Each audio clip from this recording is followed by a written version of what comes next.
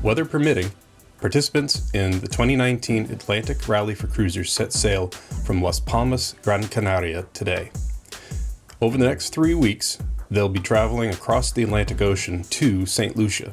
And we're going to take this opportunity to talk a little bit about what cruising rallies are, and we're going to do some periodic updates about how the fleet's doing as it goes across. And after they've done the rally and compiled their results, we'll use some of their data and also past data to do some of our own analysis and talk about different types of boats and the performance as it pertains to cruisers. So for the first section, we're going to just start with what is a rally and why do people join rallies. So a rally is, as most people or organizers would say, not a race, but we all know when sailboats get together, they race. And these are timed events. They do keep track of how long it takes boats to get from start to destination.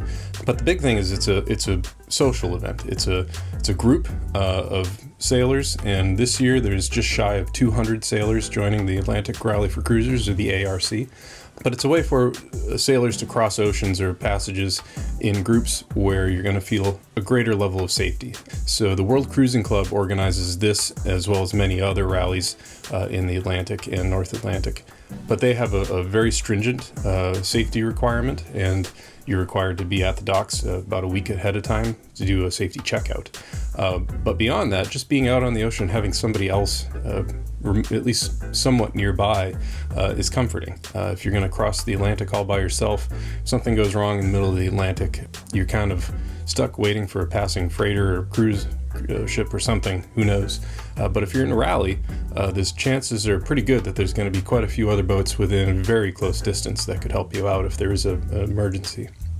So the biggest thing is that a rally provides sailors with companionship and safety in numbers. There are quite a few different rallies set up around the world. Like I said, the World Cruising Club organizes quite a few in the North Atlantic.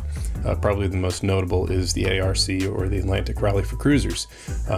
These typically follow the migration patterns of sailors and cruisers.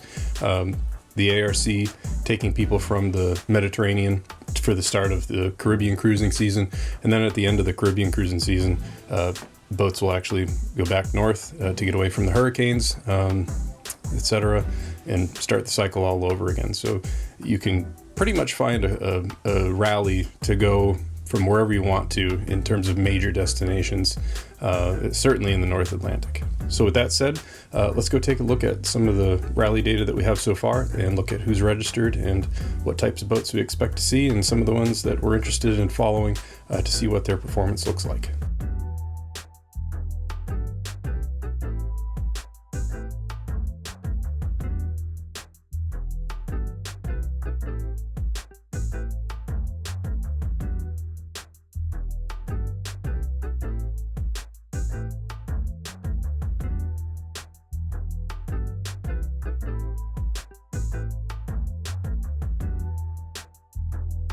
Nearly 200 boats have been grouped into 4 major categories.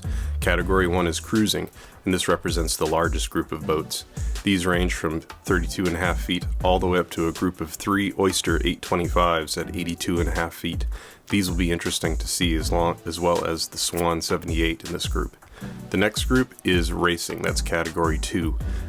Again, we have a fairly wide range of boats, starting again in the 30s and up to a huge German Freres Green Marine design at 105 feet long. The next group is the catamarans, and there is quite a large group of catamarans going out, and several that we're going to pay close attention to, particularly a group of Nautotex, a Katana, and some of the other bigger cruising catamarans like the Bali 5.4 that we reviewed or mentioned in a review last week. And then the last is the open class. This is category 5. We only have 2 yachts in this group, and these are sort of outside the category, not necessarily racing. The ARC has a great web app that we'll be using to keep track of where the boats are throughout their journey. We can see here, this is all the boats in harbor. Particularly on this shot, we have the catamarans showing where they are. You can sort by category, and you can group them as you please and follow them across the Atlantic in real time as they have GPS trackers. We'll see with the route map as they go across and make their final landing in St. Lucia.